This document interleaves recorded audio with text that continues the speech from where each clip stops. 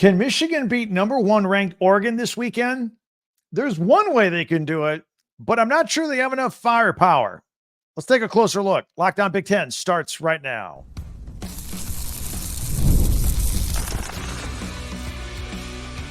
You are Locked On Big Ten, your daily podcast on the Big Ten Conference.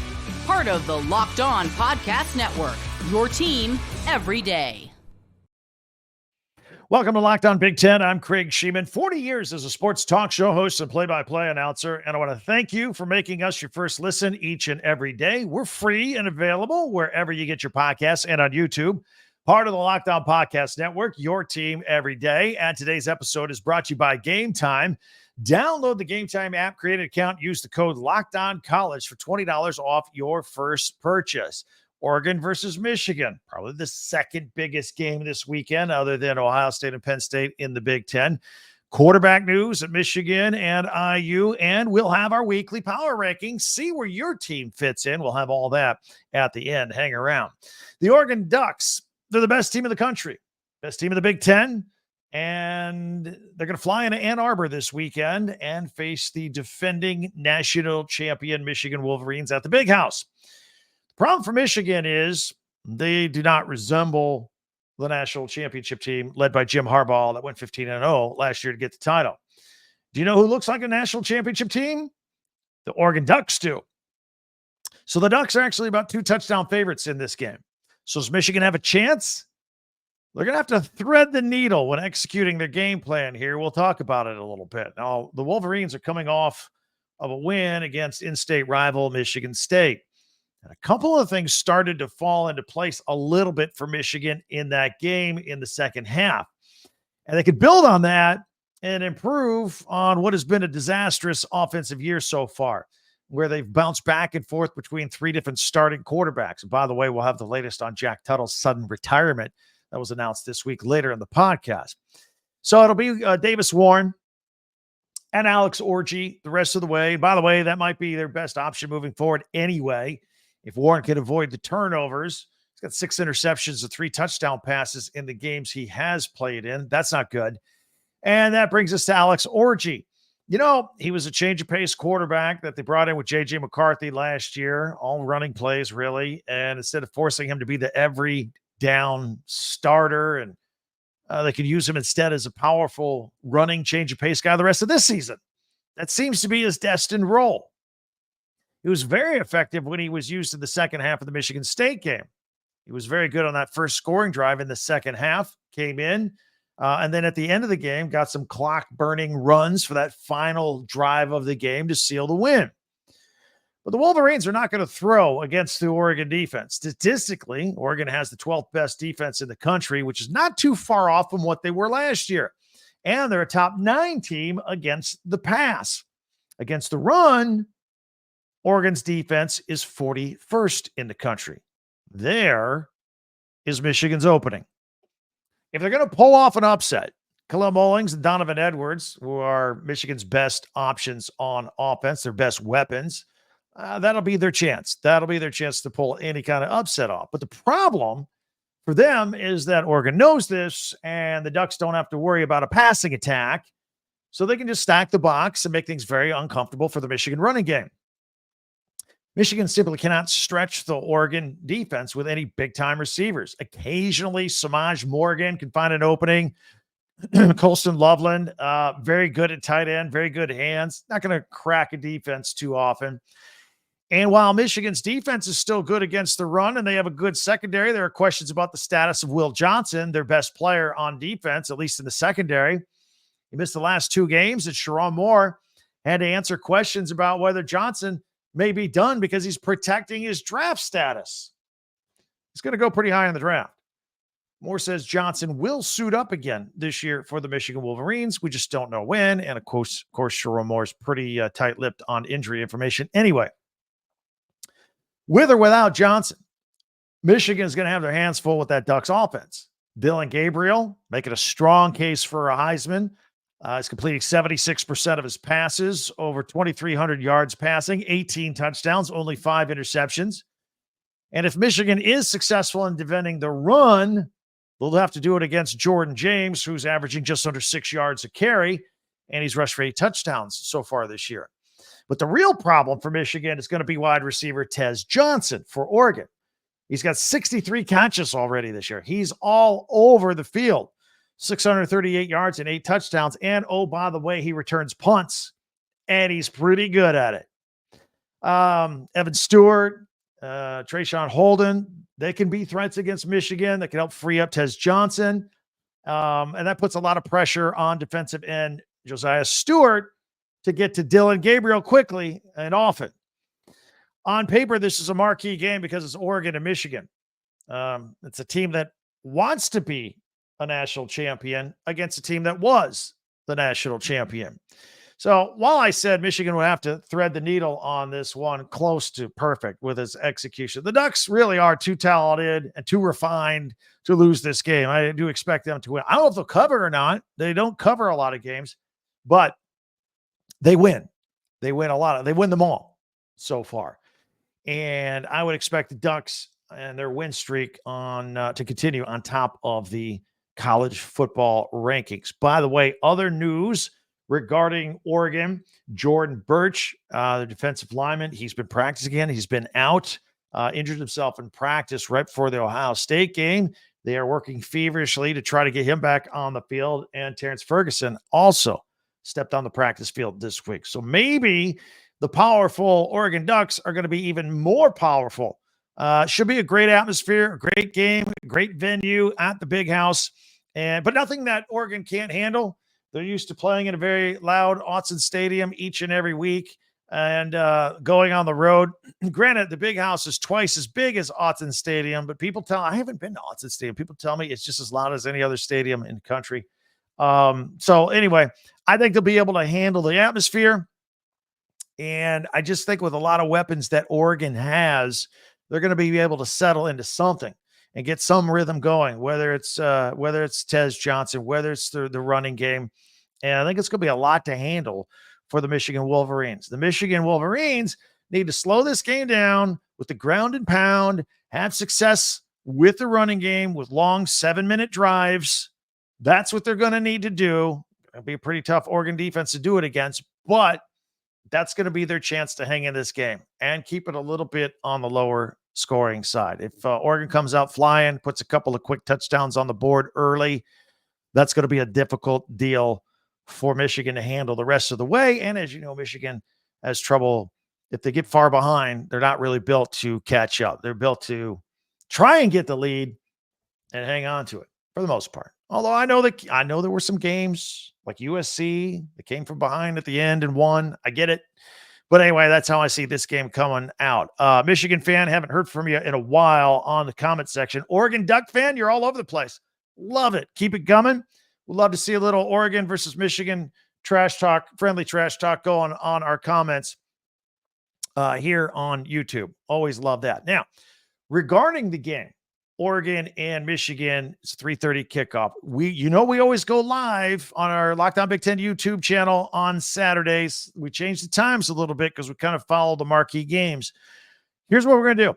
We're going to go live after this Michigan-Oregon game. It'll be around 7 o'clock Eastern, 4 p.m.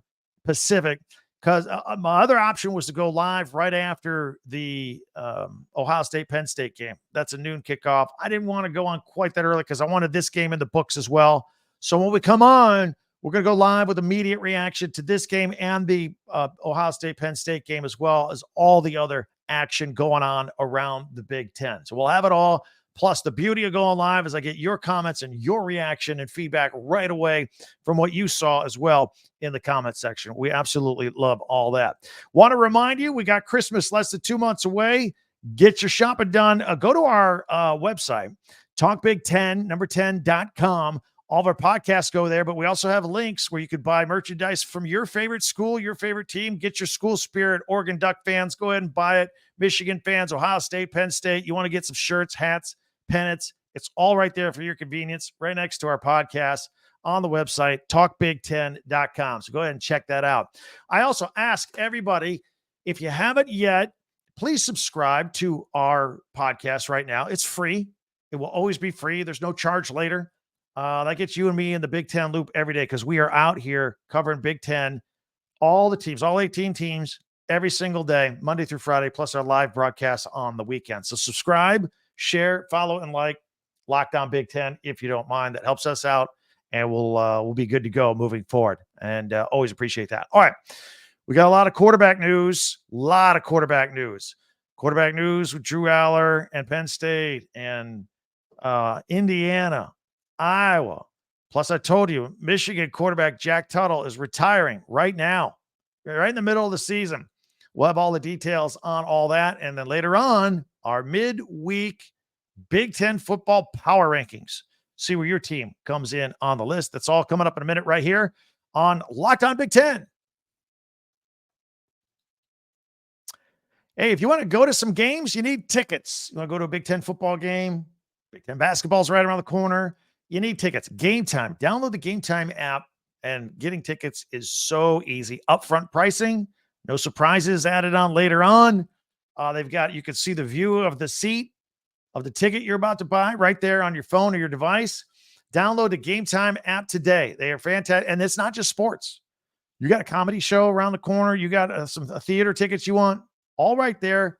Game Time. Lowest price guarantee. Or Game Time will credit you 110% of the difference. And the Game Time ticket coverage. Your purchase is covered with the most flexible customer service policy in the ticketing industry. So take the guesswork out of buying tickets. Download the Game Time app, create an account, use the code LOCKDOWNCollege for $20 off your first purchase. Terms apply. Again, create an account and redeem code LOCKDOWNCollege, LOCKEDONCOLLEGE for $20 off.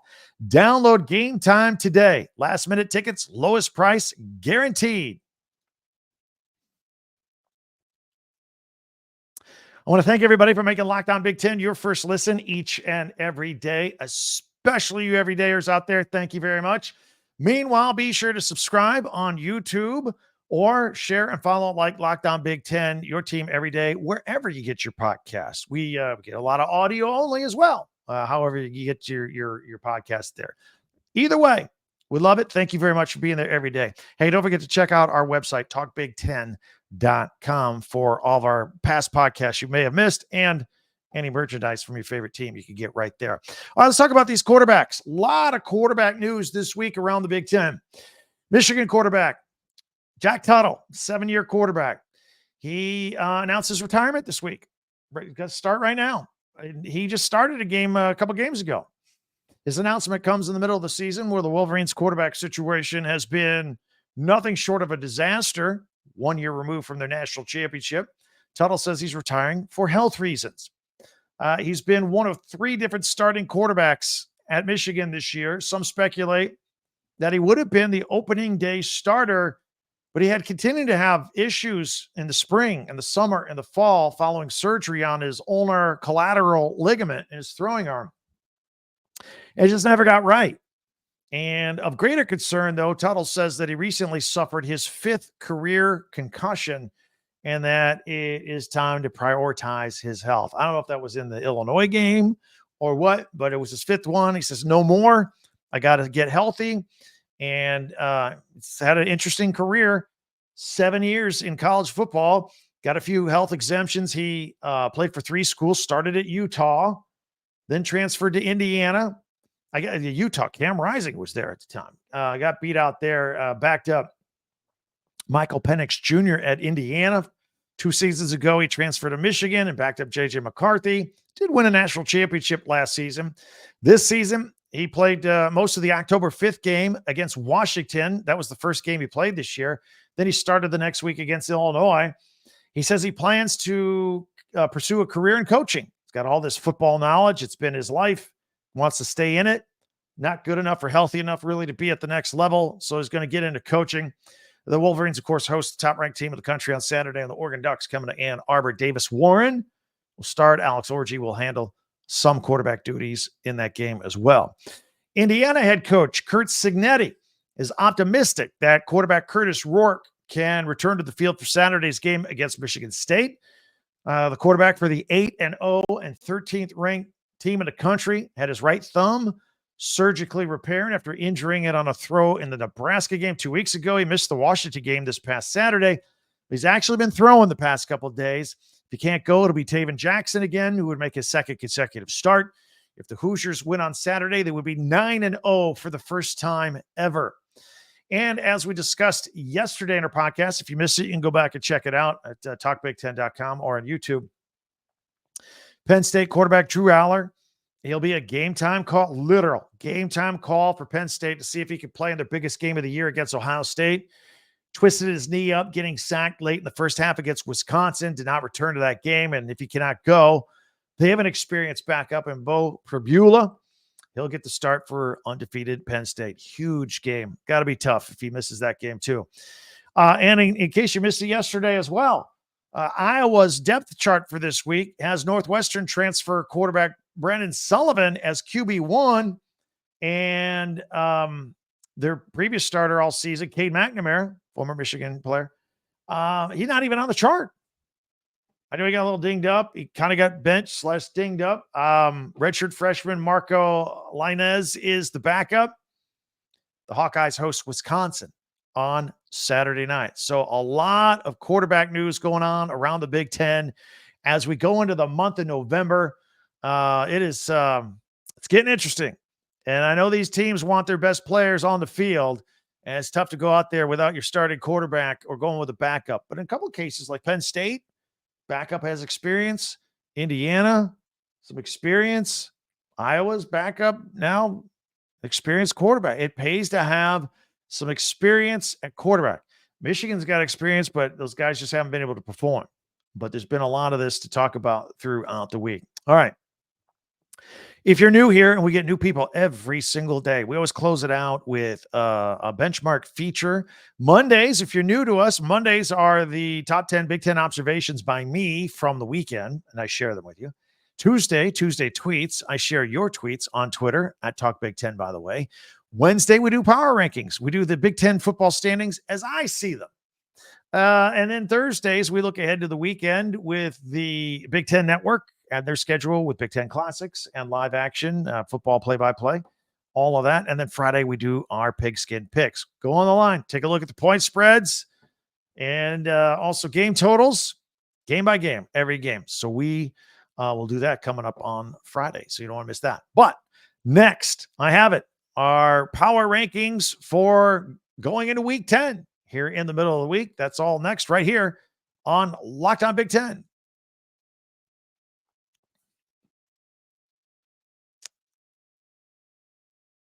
All right, it's time for our power rankings, our Big Ten standings as we see them, not necessarily as they are, although pretty close in some cases. I'm going to put them up here on full screen. And if you're on audio only, we'll describe it in detail with what we have. But let's start it out. Look, we've got to have Oregon at number 1, undefeated, number 1 team in the country, got to be number 1 in the Big Ten. Got Penn State still at number 2. I was talking with some insiders from Penn State and Ohio State, and the other Penn State guy is saying now Ohio State's going to win. Ohio State's saying Penn State's going to win. It's going to be a great game. That's the big game this weekend, Penn State and Ohio State. So this part of our power rankings will take care of themselves. Penn State 2, Ohio State 3, and then there's Indiana at number 4, undefeated, 13th in the country, and Illinois dropping from 20th to 24th, but I got them at number 5 in the Big Ten. I'm gonna pause just here for just a second because Oregon and Penn State and Indiana are all undefeated. And what if they all end up undefeated at the end of the season? Who's getting into the Big Ten championship game? You know, the top 2 teams go. And if Penn State beats Ohio State this weekend, and if Indiana beats Ohio State in a couple of weekends, and they're all undefeated, there's like a 8-step tiebreaker. We did this over the summertime. We mentioned what they were. I will say this, because Indiana hasn't beaten any ranked teams this year. That will be a factor as well. But one of the early tiebreakers is if you don't play each other head to head, that's the first one. If you look at common opponents and you look at point differential, that's going to be interesting because Ohio State, they They lost to They lost to Oregon by a point. I'm just thinking ahead here. It depends how much Penn State beats Ohio State, and then how much Indiana could beat Ohio State by. And I know you Buckeye fans are listening. Look, you don't think you're losing to Penn State or Indiana. I get it. But anyway, these are the kind of tiebreakers we got to look at. And then you could still make an argument later on when you're talking for the 3 or 4 teams that are going to make the college football playoffs from the Big Ten.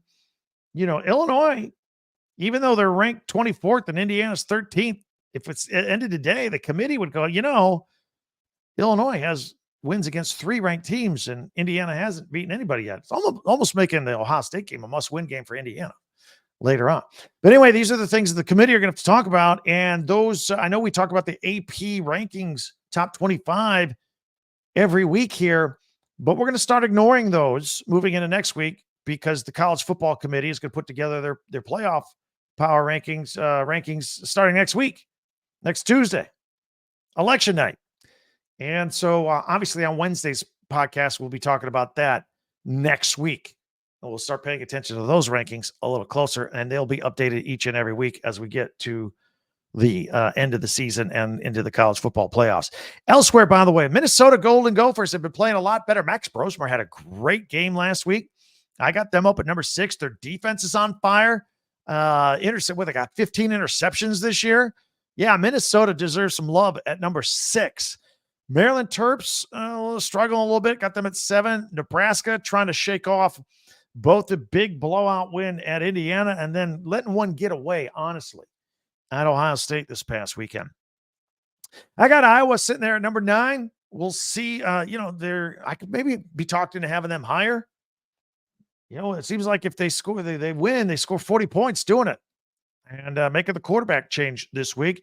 Washington, after their loss to Indiana, they're at number 10. I still think they're a decent football team, though. Great running game with Jonah Coleman, I think. Here's the rest. Michigan at number 11, slightly ahead of 12th ranked USC. And the Trojans are at Washington this weekend, by the way. And, of course, Michigan has the big task of taking on the number 1 team in the country in Oregon. I got Wisconsin at number 13. Big respect to Wisconsin. They played Penn State pretty tough in that first half. And now they go take on an Iowa team. That's going to be a big fight. Wisconsin and Iowa this weekend. Michigan State at 14. I did not think they were horrible in the Michigan game. In fact, I would say, and I have said, Michigan State won that game against Michigan everywhere except the scoreboard. That first half they had all those snaps. Michigan couldn't get its hands on the ball. Michigan State needs to learn how to turn those opportunities into points. And then Jonathan Smith and Hayden Childs and company, that team will start heading in the right direction. They're already improved from last year. Got to learn how to win and cash in the red zone. UCLA, I got them up at number 15. They had that win against Rutgers coming up a bye. They got Nebraska now. Speaking of Rutgers, there they are at number 16. Northwestern coming in at number 17. Northwestern has a game at Purdue this weekend. That'd be an opportunity for Northwestern to get them. I think Northwestern's better than Purdue. That's why I have them ranked higher than Purdue. Purdue's in trouble. They are. It's not going well for them with Ryan Walters and company. All right, those are my power rankings as I see them. You want to agree or disagree? Love to hear from you on our comments. Don't forget, you can start off at Twitter. Hit me up there at Talk Big Ten. With the comments on YouTube, probably the best way to get a hold of me and to do a little trash talking with your opponent here. We'll enjoy those, and I get in there every day and answer as many as I can as well. So you can get a hold of me at Twitter. Get a hold of us here at YouTube with the comments. And don't forget our website, talkbig10.com, where all of our podcasts go, and you can get merchandise for your favorite teams there at talkbig10.com. That is the number 10. Before you go, always ask you to subscribe. Just hit that little subscribe button. Boom. That's it. It's free. It's always free. And you can follow this podcast right now on your favorite podcast app, and you'll get the latest episode of Locked On Big Ten as soon as it becomes available each and every day. We are a step closer to Week 10 in the Big Ten schedule here. We're going to keep looking at more games, all the latest news, and we'll take a look at some Big Ten classics coming up for the weekend on the Big Ten Network. All that on tomorrow's podcast. Can't wait to talk to you then. Thanks for joining us here today. It's a blast as always. For Locked On Big Ten, I'm Craig Sheeman. We'll talk to you next time.